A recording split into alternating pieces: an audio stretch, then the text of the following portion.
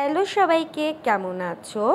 তো সামনেই বিয়েবাড়ি আর ভাবছো মুখে ট্যান পড়ে গেছে, স্কিনে ব্রাইট নেই, গ্লো নেই, কি করবে?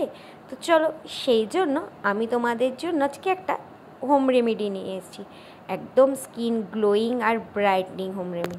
তো ঝটপট রেমেডিটা দেখে নাও, তারপরে গল্প করছি। এই দেখো, এখন অবধি বাজারে বিট পাওয়া যাচ্ছে, তো নিয়ে নেবে বিট, একটা বাটিতে নেবে চিনি আর নারকেল তেল। বিটের জুসটা বের করে নিয়ে এটাকে ভালো করে মিক্স করে নেবে, তারপরে দেবে 1 টেবিল স্পুন অ্যালোভেরা জেল। তারপরে যখন পেস্টটা এরকম ঠিক হয়ে যাবে তখন পুরো মুখে লাগিয়ে নেবে, এই যে যেরকমভাবে আমি লাগিয়ে নিচ্ছি। আর বিট তো আমাদের একটা স্কিন ব্রাইটিংয়ের কাজ দেয়।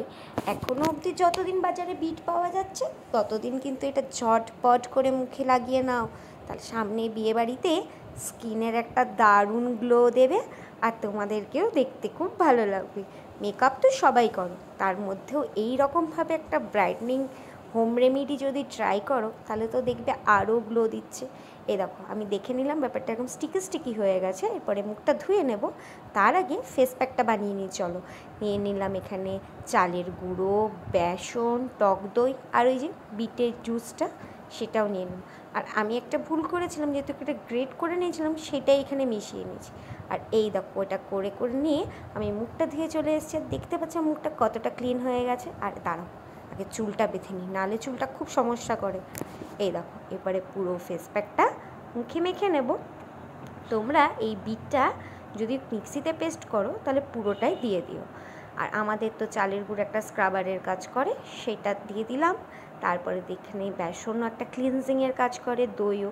তো সমস্ত কিছু মুখে ভালো করে রাফ করে নিয়ে 10 মিনিট রেখে দেবো।